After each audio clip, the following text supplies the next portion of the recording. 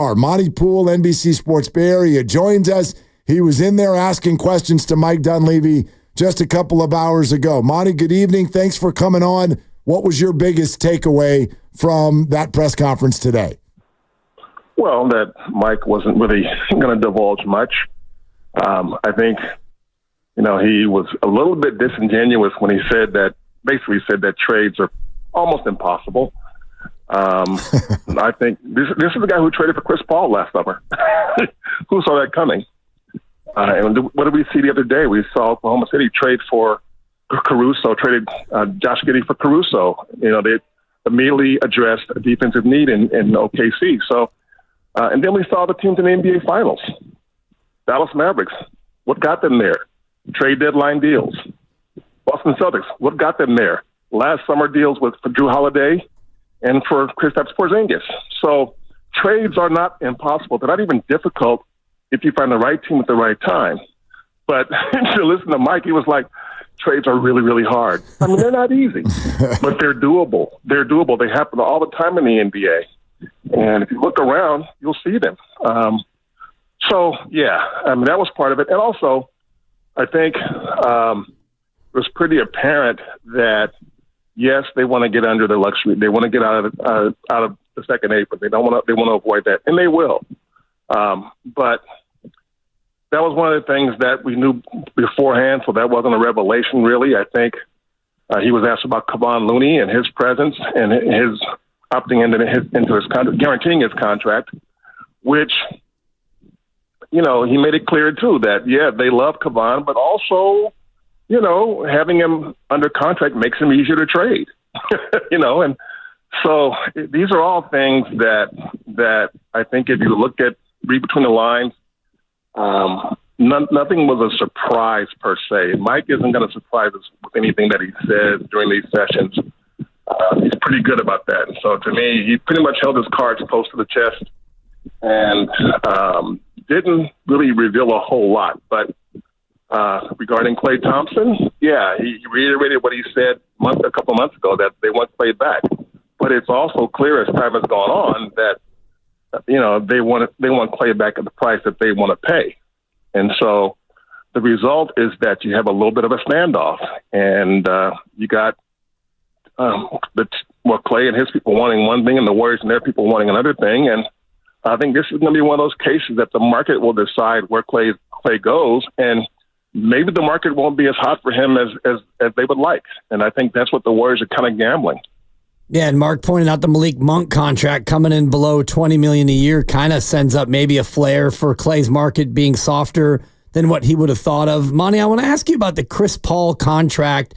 When guaranteeing it would be something that they could use in a trade, and how does that work as far as the financial ramifications of a team trying to take on that deal? Yeah. Help me, Monty. That'll be the hard part. I mean, hello? Yeah, just help me, Monty. I'm confused by all this. Well, so am I at times. So the league changes. There's things that change every year within the contract statuses and the various machinations between our financial ramifications of the team. So in this case, the Warriors, Chris, let's say it like it is. First of all, Chris Paul's chance of being a Warrior this coming season are like less than 1%. Okay. Maybe like less than 0.01%.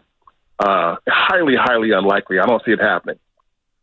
But the Warriors, right as of now, dictate kind of where Chris can go. And to make that happen, they have to guarantee his deal. You can't trade him if he's not under contract. And so to guarantee his deal, they can possibly trade him then. Now, I don't think the question then becomes, where would you trade him? And no, I still think he's going to end up in L.A. I still think he'll end up more likely with the Lakers than the Clippers. And if you sign into a contract, I think there's a way you can buy him out if he wants to be let go. And that's the thing. Sometimes Chris has been through that before, the buyout situation. That's why he's been on, 5 or 6 different teams so far in his career. So the Warriors have options with Chris, but they don't have any options that they can use until they guarantee his deal. And if they don't, and they will do that because they know that that's a chip they have right now. So when you look at Chris and Klay, those people are asking what the Warriors going to do with free agency. Well, anything they do, begins with what they do with Klay and Chris. Those two guys what happens with those two guys will dictate what the Warriors do or don't do next week. Monty, just real quick for further clarity on that, when we see that they are working with Chris to push the deadline beyond June 28th, what does that mean? Does that mean they're asking Chris if they can push it? What kind of leeway do they have there? Yeah, well, the team and the player have to both reach an agreement to do that. And I don't know where Chris stands on that. He's a guy who knows the ins and outs. He was the president of the Players Association for a number of years. So he knows what's best for him. And believe me, Chris he's a businessman. He's going to do what's best for him. But, yeah, he has to agree to that. And I think in the end, he probably will if he thinks that will benefit him and his future and where he wants to be. Because he already knows that this is not going to be where he is next season. So, and he wants to keep playing. And that's where it comes in. So the team can't arbitrarily do it. They have to have agreement with Chris to do that. They can push it back just a little bit, but they can't push it back indefinitely. Monte Poole, NBC Sports Bay Area. Let us rapid fire just a few names at you. What's the likelihood of Paul George? Going up a little bit every day. Okay. Yeah, well, let's say the Warriors would have interest in Paul George for sure. And if Paul decides that he wants to sign a contract and therefore be available in trade, the Warriors are definitely going to look at that. He's one of those players that, what player who's going to be a free agent is more attractive than Paul, would be more attractive than Paul George? Be available, I should say, in any way, shape, any way, trade or free agency. And that's why I think the Warriors would look at him. He's a two-way player, defense, offense. He's versatile. He can play three positions, guard three positions. So they would be interested in him. Now, the chances of that happening, I'd still say at this point it's a long shot, but I would not rule it out because the Warriors would be very aggressive if he becomes available. Can they do it without giving up Kuminga? I think they could. I think they would. And I say that because they still seem committed to the timeline, the Steph, Klay, Draymond timeline as of now, and maximizing what they can do with Steph. So I think when you look at that, I think that Paul George fits that timeline. He's a right now veteran player who can give you something right now. And so I think if you look at that and you say, okay, Kuminga, yeah, he's a player that's going to be attractive to a lot of teams. And the Warriors have been fervently saying, hey, no, we want to keep Kuminga. That's been the signal for the better part of, I'd say, started to be pretty firm around mid-season, that it was pretty clear that they wanted to keep Kuminga. And they have reasons for that, one of them being that he was a first-round draft pick, a lottery pick, and they don't want to be the team that lost one lottery pick, James Wiseman, because they gave up on him, and then lose another lottery pick, Kuminga, because they gave up on him. But if the timeline is going to be what they commit to, yeah, I think they would move Kuminga and move on if it got them a Paul George. I think they would. What about the idea of Kevin Durant now being available and him coming back to the Warriors? What do you think the likelihood is of a move like that, Monty? Well, I wouldn't rule it out, but I wouldn't bet on it either. I think the idea, it's going to be very interesting to see how that plays out because with Steve Kerr being the coach of Team USA and Stephen Curry on Team USA and Kevin Durant on Team USA, that could lead to some interesting conversations over the next, when they start getting together back in Vegas for training camp on July 6th. So who knows what can happen between now and then and after that. So I would not rule it out because I'm not so sure Kevin's always been available to move. He's not a guy who feels like he has to stay in any one place.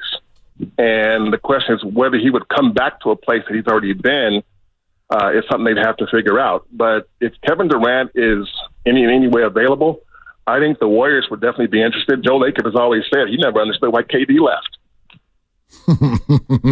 One more name for you, Monty. What about Jimmy Butler? Jimmy, well, he fits the timeline, but I don't know if they trust Jimmy's body. He misses a bunch of games lately, every year, seems like in the regular season, and even in the postseason. So Jimmy is appealing in theory, but I'm not sure he's as appealing in reality because he does miss a bunch of games. And Pat Riley made it clear he was not pleased with that. He loves Jimmy Butler's fire, his leadership, what he gives to a team. He loves that competitive desire.